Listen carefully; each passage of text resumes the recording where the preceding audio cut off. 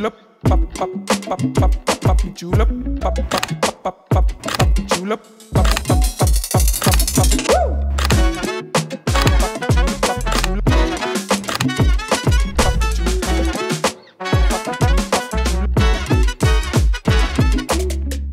자, 오늘 영상은 이제 소니에서 나온 이 풀프레임 카메라들 가운데서 엄청난 인기를 갖고 있는 세 가지 제품, 알파7 C2, 알파7 CR, 그리고 지금 저를 찍고 있는 알파7 R5, 이 세 가지 제품을 갖고 같이 한번 비교 분석해보는 영상을 만들어 보도록 하겠습니다. 이 아무래도 알파7 C2랑 이 CR 두 개 고민하시는 분들도 굉장히 많은데, 또 의외로 CR이랑 R5 이 두 가지를 고민하는 분들도 정말 많아요. 그래서 이번 영상을 통해서 한번 정리해드리면 좋을 것 같아서 제가 한번 준비를 해보았습니다. 그리고 참고로 저는 해당 제품들 전부 다 각각 리뷰한 영상들이 있다 보니까 오늘 영상의 더보기란에 링크 한번 또 참고해 주시면 감사하겠습니다. 그리고 오늘 영상의 순서는 이 공통점 먼저 한번 이야기를 하고, 그 다음에는 차별점을 한번 쭉 나열해드리는 순서로 진행해 보도록 하겠습니다. 자, 우선 첫 번째 공통점인데요. 자, 우선 해당 세 카메라는 이 풀프레임 센서를 갖고 있죠. 그리고 최신 비욘즈 XR 이미지 프로세서가 탑재가 되어 있고요. 인공지능 기반의 이 피사체를 인식할 수 있는 오토포커싱 기능도 탑재가 되어 있다 보니까 엄청 정확하고 신속한 그런 AF를 기대할 수 있는 바디들이라고 생각하시면 되겠습니다. 그리고 C2랑 CR은 이제 5축 7스탑의 손떨림 보정 기능이 들어가 있는데, R5 같은 경우에는 이 플래그십 바디답게 5축 8스탑으로 탑재가 되어 있기 때문에 이 저조도 상황에서의 사진 촬영 혹은 핸드헬드로 찍는 그런 영상 촬영에서도 정말 편하고 덜 떨리는 그런 억제력을 갖고 있는 제품이라고 보시면 되겠습니다. 자, 이제 그럼 본격적으로 차별점에 대해서 이야기해보는 시간을 가져볼게요. 우선 첫 번째 차별점, 바로 화소 되겠는데요. 이 알파7 C2 같은 경우에는 3300만 화소입니다. 그래서 적당한 수준의 화소라고 볼 수가 있는데, 근데 여기도 옆에 놓여있는 이 CR이랑 R5 같은 경우에는 6100만 화소의 굉장히 높은 수준의 고화소 바디라고 보시면 되겠습니다. 자, 이제 흔히들 고화소 바디라고 하면 이거 엄청 좋은 건 알겠어, 그죠? 다들 너무 잘 알고 있는데 그 이면을 들여다보면 저한테 질문들을 많이 해주시거든요. 용량입니다. 바로 용량 걱정하시는 분들이 굉장히 많은데, 하지만 이 오해라고 말씀을 드릴게요. 소니 같은 경우에는 고화소 바디 메뉴에 들어가게 되면 로우 파일 사이즈를 우리가 선택할 수 있는 기능이 들어가 있습니다. 그래서 촬영 목적에 따라 여러분들이 용량을 변화시키면서 촬영을 할 수가 있다 보니까 용량 걱정은 하지 않으셔도 되는 게 소니 고화소 바디의 그런 장점이라고 보시면 되겠고요. 단 주의해야 될 게 있는데, 일명 우리가 고화소 뽕이라고 하죠. 이 고화소로 촬영하게 되면 제가 좀 과장해서 말씀을 한번 드려볼게요. 대충 그냥 넓게 찍어요. 근데 이걸 편집으로 마무리를 하는 거죠.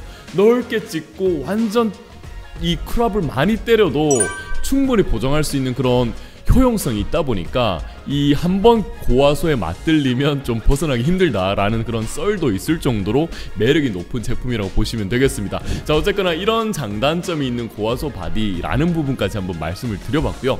자, 두 번째 이 제품들의 차별점은 바로 컴팩트함이라고 볼 수가 있겠는데요. 우리가 사실 한번 잘 생각해보죠. 이 풀프레임 미러리스 시장을 한번 이 기억을 떠올려보면 소니 이전과 이후로 나누어진다라고 해도 과언이 아닙니다. 그 내용을 보면요, 저는 컴팩트함, 그러니까 부피를 줄이고 무게를 축소한 것이 한몫했다라고 생각을 하는데요. 이 소니라는 브랜드만큼 카메라를 작고 가볍게 하지만 고스펙으로 만들어내는 브랜드는 사실상 없죠. 그 중에서도 이번에 소개하는 알파7 C2랑 CR 같은 경우에는 무게가 515g 정도밖에 안 되다 보니까 한 손으로 들고 촬영하는데도 문제가 없는 바디라고 생각하시면 되겠습니다. 자, 그리고 카메라 가방은 물론 잘 들어가지만 우리가 흔히 매일매일 쓰는 에코백 같은 데일리 가방 있죠. 그런 가방에도 이제 그냥 쏙 놓고 다니면 되다 보니까 정말 하루의 일상을 많이 담는 브이로그 분들 혹은 이 블로그 맛집 사진 찍고 뭐 이렇게 하시는 분들 굉장히 많거든요. 그런 분들이 쓰기에 정말 좀 적합한 부피의 카메라가 아닐까라는 생각을 합니다. 반면에 제가 사랑하는 이 플래그십 바디죠, R5 같은 경우에는 723g으로 다른 두 개의 제품보다는 훨씬 더 많이 나가는 그런 무게를 확인할 수가 있습니다. 이 사실 가벼운 게 좋지만, 물론 좋죠.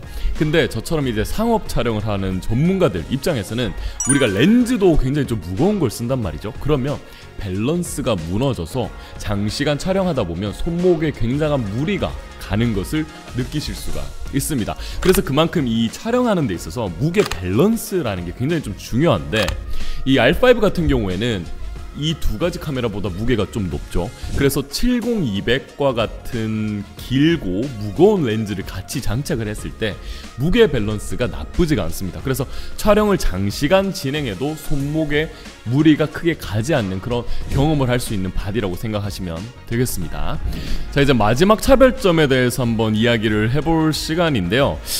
마지막 차별점은 바로 컨셉입니다. 이제 어떤 브랜드든 제품을 처음에 출시할 때 컨셉을 잡고 그 시장 타겟을 잡고 난 다음에 전략적으로 출시를 하게 되겠죠. 그런 부분들을 좀 한번 잘 들여다보면 우리가 그 제품들을 이해하는 데 훨씬 도움을 받을 수 있다라는 생각이 들어서 한번 정리를 해보도록 하겠습니다. 우선 이 알파7C2랑 R 같은 경우에는 원핸드 풀프레임으로 나왔습니다. 그래서 작고 가벼운 게 가장 큰 구매 포인트다 보니까 이 전문가 입장에서도 굉장한 스펙을 갖고 있긴 한데, 약간의 그 메인 바디보다는 서브 바디의 개념이 좀 더 느껴지고요. 하지만 취미로 하시는 분들에게는 또 과할 정도의 고스펙을 갖고 있는 그런 바디이기도 합니다. 그래서 이런 컨셉을 좀 갖고 있고, 반면에 알파7 R5 같은 경우에는 그야말로 전문가를 위해 만들어진 카메라라고 볼 수가 있죠. 이 하드웨어적으로도 완벽하지만 소프트웨어 조작이 조금 불편하신 분들도 이 기계적인 접근이 굉장히 편리하다 보니까 정말 좀 이 연령대도 좀 넓게 시장 타겟을 잡은 그런 카메라로 볼 수가 있겠습니다. 또 LCD 스크린도 넓고 선명합니다. 그리고 스위블도 되고 틸트도 되다 보니까 창의적인 구도를 만들어내는데 굉장히 좀 뛰어나다라고 볼 수가 있겠습니다. 그리고 이제 뷰파인더를 한번 보시면 이거는 78만 픽셀을 갖고 있고요. R5는 315만 픽셀을 갖고 있기 때문에 굉장히 밝은 대낮에 촬영할 때 편리하게 여러분들이 찍으실 수가 있겠습니다. 자, 그 다음에 이제 CR이랑 R5 같은 경우에는 고화소 사진 특화된 바디라고 보시면 되고요. 이 알파7C2 같은 경우에는 사진과 영상 두 마리 모두 잡을 수 있는 그런 만능 카메라라고 보시면 되겠습니다. 자, 오늘 어쨌든 이렇게 컨셉까지 같이 한번 알려드려 봤는데 결론을 그럼 한번 내보죠. 우선 어떤 분들이 이거를 구매를 하면 좋을까에 대해서 제가 머릿속으로 정리를 한 게 있는데, 일상적인 촬영 그리고 여행을 좀 자주 다니신다, 그리고 브이로그 영상도 난 찍겠다, 정리하자면 다양한 방면에서 콘텐츠를 만들고 있는 크리에이터 분이라고 한다면 저는 알파7C2를 선택하시면 이게 알맞은 정답지가 될 것 같고요. 자, 그 다음에 나는 그 고화소 바디의 매력을 좀 많이 평소에 느끼고 상업도 노려보고 싶은데 현재는 이제 취미 영역에서 정말 많은 사진 작업에 이제 노력을 기울이고 있다 라고 하시는 분들 같은 경우에는 알파7 CR을 적극적으로 추천드립니다. 그리고 이제 사진 영역에 저처럼 이제 현업에서 전문가 입장으로 뛰고 있는 분들, 그런 분들 가운데 요즘에 바디 좀 뭘로 바꾸지? 라고 생각하시는 분들이 계신다면 소니의 끝판대장급 사진 바디인 알파7 R5를 적극적으로 추천을 드립니다. 저도 이제 사진 작업을 많이 하죠. 촬영을 많이 하는데 제 메인 카메라가 이제 소니 알파7 R5다 보니까 지금까지 쓰면서 불편함을 느낀 적은 진짜 1도 없습니다. 너무 고스펙이고 영상도 8K까지 촬영을 할 수가 있고요. 자, 어쨌거나 또 여담으로 이 소니 제품을 제가 주력으로 사용한 지가 한 6년이 넘은 것 같아요. 이 한 번씩 소니가 이렇게 툭툭 감동 주는 게 있거든요. 뭐냐면 이 펌웨어 업데이트 되겠습니다. 제가 옛날부터 이제 소니를 써왔던 사람인지라 그 소니의 옛날 제품들도 있는데 보통은 이제 브랜드에서 출시한 예전 제품들의 펌웨어 업데이트는 신경을 안 쓰거든요. 근데 소니는 다릅니다. 신경을 씁니다. 특히 또 최근에 놀랐던 게 이 C2랑 CR에 이 대규모 펌웨어 업데이트가 있었거든요. 이 인공지능 AF를 여러분들이 설정하게 되면 자동으로 찾아주고요. 그리고 이 프레이밍 안정화 기능이라고 해서 영상 촬영할 때 구도를 자동으로 또 조정해주는 기능이 이번에 또 탑재가 되었습니다. 또 하나 더 있는데 이 핸드헬드로 우리가 또 촬영할 때가 한 번씩 오죠. 그럴 때 이 흔들릴 수밖에 없잖아요. 근데 이런 것들을 좀 많이 잡아주는 기능, 바로 스테디샷 옵션 들어가면요, 다이내믹 액티브 모드라는 것이 이번에 또 추가적으로 도입이 되었습니다. 그래서 혹시나 지금 시청하시는 분들 가운데 이미 나는 소니 알파7 C2랑 알파7 CR을 갖고 있는데 펌웨어 업데이트라는 거 처음 들어봤네? 혹은 알고 있었는데 이번에 안 했는데 라고 하시는 분들은 이 영상 더보기란에 제가 펌웨어 업데이트 링크 달아드릴 테니까요, 거기 들어가서 5분도 안 걸립니다. 그래서 그냥 무조건 하세요. 그냥 무조건 해서 해당 카메라가 갖고 있는 가장 최상의 극강의 퍼포먼스를 땡기시면서 결과물을 만드시면 훨씬 더 좋다라는 거 추천드리면서 오늘 영상 이렇게 마무리해 보도록 하겠습니다. 자, 오늘 영상 이제 제가 굉장히 좀 좋아하는 소니 제품들을 가지고 이렇게 비교 분석을 하게 되어서 나름 의미도 있었고 좀 좋았는데, 어쨌거나 이번 영상이 여러분들 소니 구매를 조금 고민하고 계셨던 분들한테 도움이 되셨으면 좋겠고요. 그리고 1초만 투자해서 좋아요랑 좀 좋은 댓글 이런 것들 많이 남겨주시면 저도 또 영상을 제작하는 데 있어서 큰 힘을 얻을 수가 있으니까요. 항상 노력하는 태영작가 채널이 되도록 하겠습니다. 자, 그러면 이렇게 시청해 주셔서 너무너무 진심으로 감사드리고요. 다음 영상도 재미난 콘텐츠로 찾아뵙는 태영작가 채널 되도록 하겠습니다. 감사합니다.